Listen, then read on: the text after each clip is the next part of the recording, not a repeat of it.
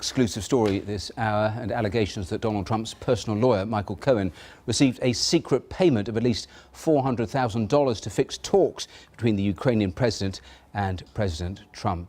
Let's head to Washington. The man behind that exclusive is Paul Wood. And Paul, this isn't the first time Michael Cohen has been accused of taking money in order to arrange access to Trump. What is different this time? Well, this is foreign governments. The previous allegations were about US companies paying money to Mr. Cohen. The original source for those allegations about the American companies was Michael Avenatti, the lawyer you may have seen in the news report at the top of the programme. He apparently got what are called SARS, secret suspicious activity reports rather, filed by Mr. Cohen's bank to the US Treasury. And on that basis, he made these claims about US payments. The person who leaked to Mr. Cohen also gave an interview to the New Yorker magazine here saying there are foreign payments as well. Quite separately from that, we've been talking to a number of sources in Kiev who say they have direct knowledge of what happened.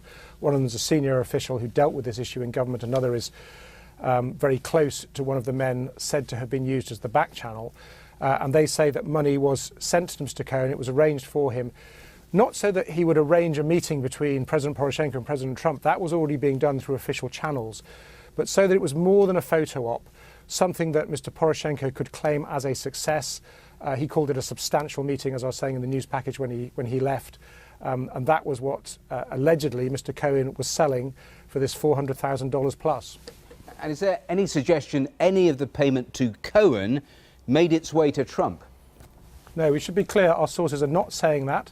And I don't think last week when there were these stories about payments from US companies that anybody then said, well, did Mr. Trump get any of this money? And there's no evidence either he knew about this arrangement.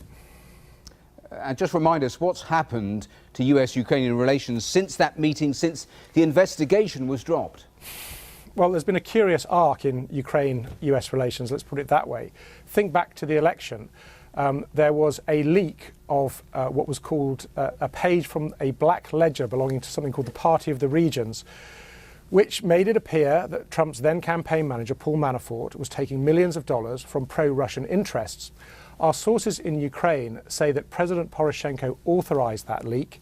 He believed, as a lot of other people thought, that Hillary Clinton was the certain winner of the election, and he wanted to get out in front of that. Ukraine was involved then and is now in a conflict with Russia. Unfortunately, if that's the case, he very badly miscalculated. He had to repair that damage. That's why it was so important for him to get these talks. Now, coincidentally, when he returned from Kiev, the investigation into Mr. Manafort was switched from the Anti-Corruption Bureau to the prosecutor's office, and there it has languished. There is no suggestion from our Ukrainian sources that that was something that Mr. Trump demanded of President Poroshenko. Our sources say the Ukrainian side knew enough to do that on their own. So, Paul, just a final thought. I mean, Donald Trump is often accused of being too friendly with Russia. So what's he doing helping Ukraine? Well, it's quite interesting that a couple of months ago, something that President Obama never did has been done under the Trump administration, which is the sale of 210 Javelin anti-tank missiles to Ukraine. Now, they're not going to change the course of the war. I think this is something symbolic.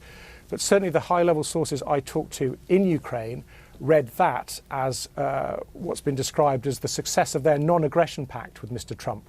That's what they're saying. I think certainly a lot of people will have those suspicions. All right. Paul Wood, live for us there in Washington on that exclusive story. Thanks very much indeed. Thank you.